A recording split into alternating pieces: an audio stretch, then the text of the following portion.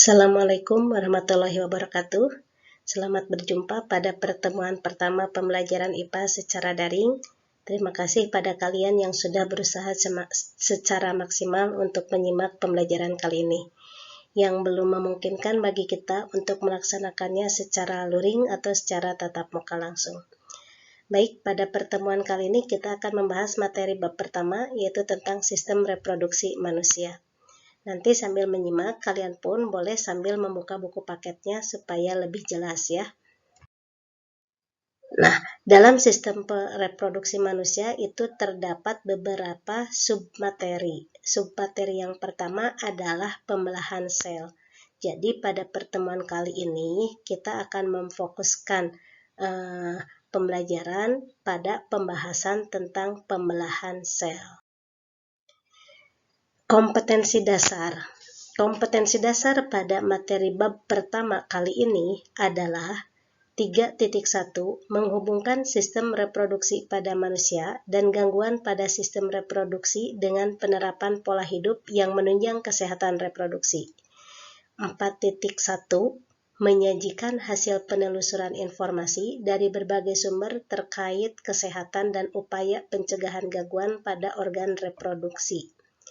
Berikutnya adalah indikator kompetensi dasar atau indikator pencapaian kompetensi. Indikator pencapaian kompetensi yang dituntut untuk kalian kuasai, yang pertama pada pertemuan kali ini kalian dituntut untuk mendeskripsikan fase-fase pembelahan mitosis dan meiosis. Yang kedua, menjelaskan ciri setiap fase pembelahan mitosis dan meiosis. Ketiga, menjelaskan karakter atau sifat sel anakan hasil pembelahan mitosis dan meiosis. Oke, mungkin di antara kalian ada yang bertanya-tanya apa hubungannya antara reproduksi dengan pembelahan sel. Katanya kita membahas tentang sistem reproduksi manusia, tapi ternyata di awal ini kalian dituntut harus menguasai dulu tentang pembelahan sel. Baik, mungkin untuk memperjelasnya kalian boleh susunan organisasi kehidupan. Dulu di kelas 7 kalian mempelajari materi tentang susunan organisasi kehidupan yang menyatakan bahwa semua makhluk hidup itu ternyata tersusun oleh bagian yang paling sederhana. Bagian penyusun yang paling sederhana dari makhluk hidup adalah sel. Sel ini merupakan unit terkecil pembentuk tubuh makhluk hidup yang sudah mempunyai struktur dan fungsi tertentu. Nanti sel-sel yang sama bentuk dan fungsinya itu akan bergabung membentuk jaringan. Jadi ini jaringan ya, bukan roti sobek. Nah, berikutnya, berbagai jaringan itu akan bekerja sama juga membentuk organ. Contoh organ di sini ini adalah lambung. Kemudian nanti beberapa organ akan bekerja sama melakukan fungsi tertentu, itu disebut sebagai sistem organ.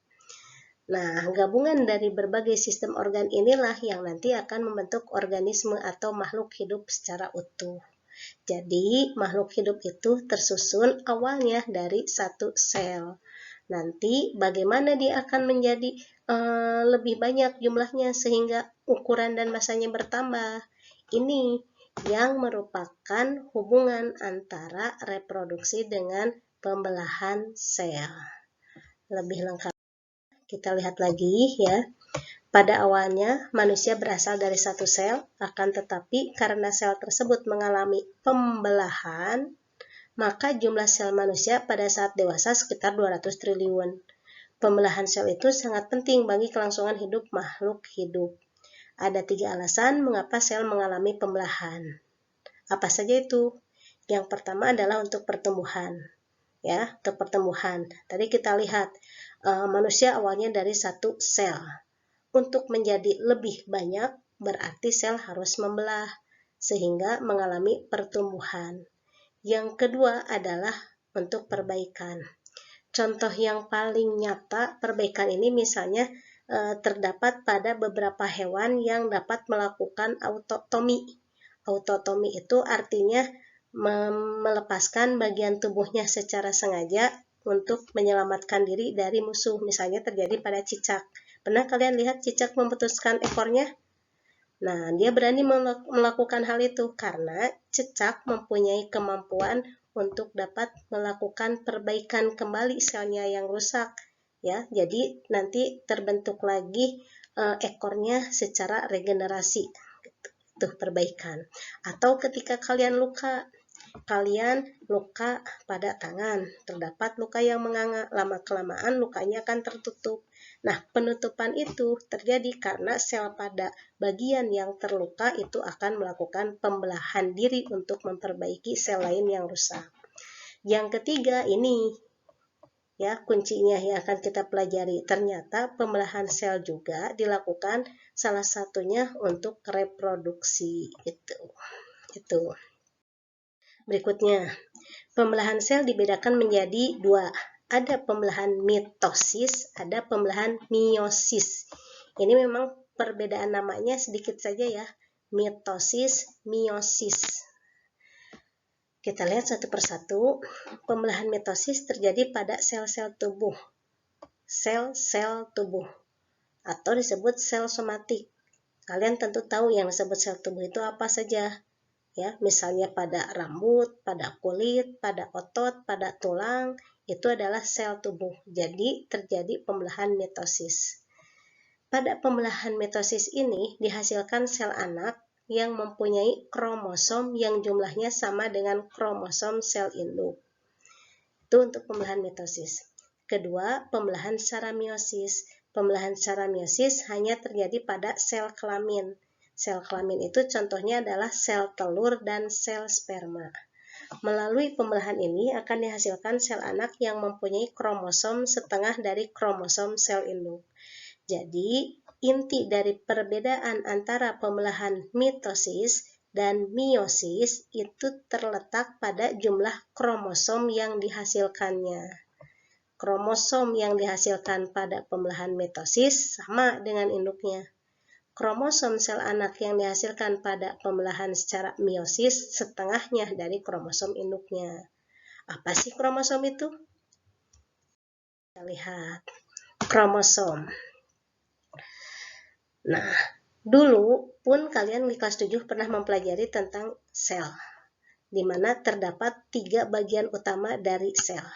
Ada yang disebut membran sel, kemudian sitoplasma atau cairan sel, kemudian ada yang disebut dengan inti sel. Nah, yang disebut dengan kromosom itu adalah benang-benang halus yang terdapat di dalam inti sel, yang berfungsi sebagai pembawa sifat yang dapat diturunkan. Jadi, ini adalah inti sel. Nah, di dalam inti sel itu terdapat ini benang-benang halus. Hanya benang-benang halusnya itu berpilin, kemudian dia dipadatkan, ya, berpilin, dipadatkan sehingga membentuk suatu bentuk seperti ini, seperti pita. Ini yang disebut dengan kromosom. Apa sih fungsi kromosom itu? Fungsinya adalah sebagai pembawa sifat yang dapat diturunkan dari induk kepada keturunannya. Sifat yang bagaimana? Sifat seluruh makhluk hidup, seperti misalnya warna rambut, warna kulit, bentuk mata, bentuk hidung, itu yang dimaksud dengan sifat di sini. Ya. Oke, selanjutnya. Sel tubuh manusia mempunyai 46 buah atau 23 pasang kromosom yang disebut kromosom diploid. Jadi, di dalam inti sel kita, kromosom itu berpasangan seperti ini. Nih, ada 23 pasang atau 46 buah kromosom di dalam sel tubuh manusia. Nah, kromosom yang terdapat di dalam sel tubuh manusia yang berpasangan tersebut itu ternyata merupakan sumbangan. Separuhnya berasal dari ayah, separuhnya berasal dari ibu. Separuh kromosom yang berasal dari ayah itu diperoleh oleh manusia dari sel sperma. Sedangkan separuh yang berasal dari ibu diperolehnya dari sel telur. Sehingga pada sel kelamin manusia itu hanya terdapat 23 buah kromosom saja, atau separuhnya dari kromosom tubuh. Kromosom yang separuhnya itu disebut sebagai kromosom haploid atau dilambangkan dengan N. Ya, itu kromosom.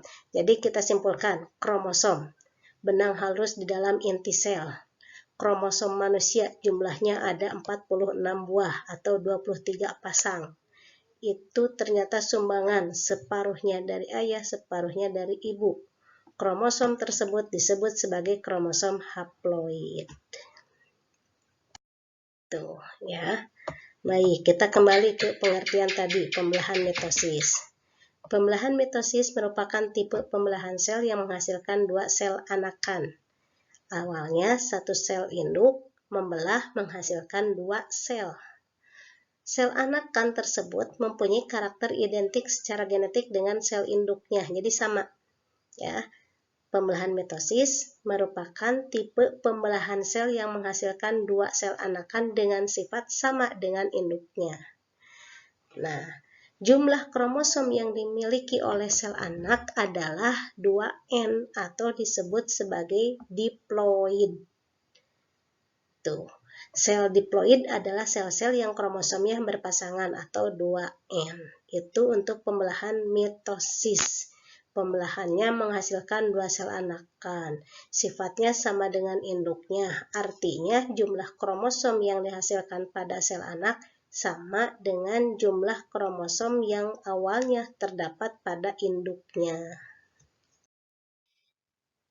Pembelahan mitosis merupakan proses yang berkesinambungan yang terdiri atas 4 fase pembelahan, yaitu profase, metafase, anafase, dan telofase. Di buku paket boleh kalian mempelajari lebih lanjut apa itu profase, metafase, anafase, dan telofase. Ini adalah proses yang berkesinambungan yang terjadi pada proses pembelahan secara mitosis. Untuk mempermudah mengingat fase-fase tersebut, kalian bisa membuat singkatan yang terdiri dari huruf awal setiap fase tersebut nih yang sudah Ibu beri tanda merah. Pro, mat, pro untuk profase, M untuk metafase, A untuk anafase, dan T untuk telofase. Jadi fase pembelahan mitosis bisa kita singkat dengan promat. Setiap fase pembelahan tersebut memiliki ciri-ciri yang berbeda. Pada tahap akhir dari pembelahan mitosis, yaitu fase telofase, umumnya selalu diikuti dengan pembelahan sitoplasma yang disebut dengan sitokinesis. Pada saat sitokinesis, terbentuk cincin pembelahan yang berfungsi membagi sitoplasma sehingga terbentuk dua sel anakan tadi. Ya. Oke, kita lanjutkan. Berikutnya adalah pembelahan meiosis. Pembelahan meiosis adalah pembelahan sel anak yang menghasilkan 4 sel anakan. Tadi kalau pada mitosis 2 sel anakan. Maka pada pembelahan meiosis terdapat 4 sel anakan. Ya, masing-masing sel anakan memiliki separuh dari jumlah kromosom sel induk atau setengahnya. Dapat dikatakan bahwa jumlah kromosom yang dimiliki oleh sel anakan adalah N atau disebut dengan haploidnya. Oleh karena itu, meiosis disebut sebagai pembelahan reduksi. Reduksi itu artinya terjadi pengurangan. Apanya yang berkurang? Iya, betul, kromosomnya yang berkurang ya. Itu. Pembelahan meiosis berlangsung dalam 2 tingkat, yaitu ada meiosis 1 dan meiosis 2. Nah, tapi dalam setiap tingkat ini, baik meiosis 1 dan meiosis 2, itu terjadi fase-fase pembelahan yang mirip dengan mitosis tadi yang disingkat dengan promat. Ada profase, metafase, anafase, dan telofase. Itu tahap-tahapnya. Berikutnya, ini adalah tabel perbedaan antara bagan perbedaan antara pembelahan mitosis dan meiosis. Nih, yang paling tampak jelas di sebelah kiri adalah pembelahan mitosis, sebelah kanan adalah pembelahan meiosis. Secara umum dapat kita lihat yang paling jelas yang membedakan antara kedua pembelahan ini adalah anak yang dihasilkannya, jumlah sel yang dihasilkannya. Pada mitosis dari satu sel induk menghasilkan 2 sel anak. Sedangkan pada meiosis dari satu sel induk menghasilkan 4 sel anak. Itu perbedaannya. Tahapnya ada 4 tahap. Ini ada 8 tahap. Kenapa? Karena terdiri dari dua tingkat tadi. 4 tahap pertama ini disebut meiosis ke-1, 4 tahap kedua disebut meiosis 2. Adapun tahap-tahapnya sama, yaitu profase, metafase, anafase, dan telofase. Untuk mempermudah mengingatnya, kalian bisa memahami dari tahap-tahap ini dengan memperhatikan tangan ibu. Ya, anggap tangan ibu ini adalah satu sel induk yang akan membelah. Kemudian jari-jari ibu ini adalah kromosomnya. Ya. Tahap pertama adalah tahap profase. Pada profase, kromosom itu sudah mulai memendek dan mengganda, membentuk ganda. Jadi membentuk 2 kali lipatnya. Ya. Kemudian selaput inti mulai rusak karena dia akan membelah. Ini tahap profase. Berikutnya tahap metafase. Meta artinya di tengah. Meta itu artinya tengah. Artinya yang terjadi adalah kromosom yang tadi sudah mengganda menuju bagian tengah atau ekuator dari inti sel. Masing-masing seperti ini. Kemudian setelah mereka berkumpul di tengah, ini kan kromosomnya mengganda, berkumpul di tengah. Tahap berikutnya, setiap pasangan kromosom akan menuju ke masing-masing kutub, ketarik ke masing-masing kutub. Tahap ini disebut sebagai anafase. Nah, setelah pada kutub terdapat jumlah kromosom yang sama, maka inti sel itu akan menutup kembali. Terjadi pada tahap telofase.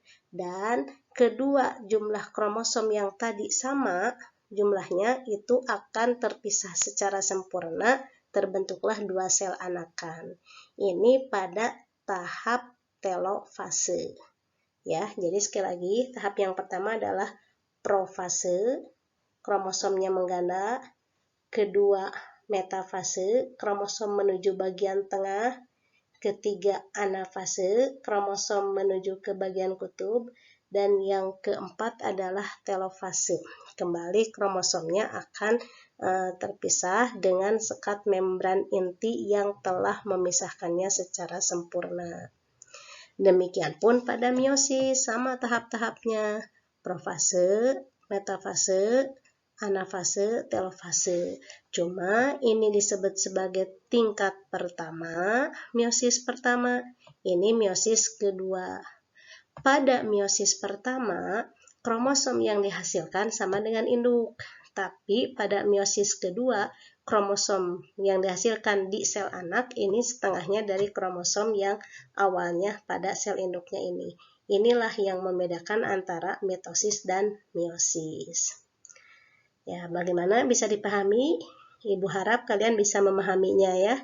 Baik. Nah, untuk mengecek, mengevaluasi apakah kalian memahami pemaparan barusan tentang pembelahan sel, baik itu secara mitosis dan meiosis, ini ada sedikit tugas ya. Ini terdapat tabel perbedaan mitosis dan meiosis. Nanti tugas ini silahkan kalian isi, boleh kalian salin di buku catatan kalian, kemudian isi sesuai dengan yang diminta di sini.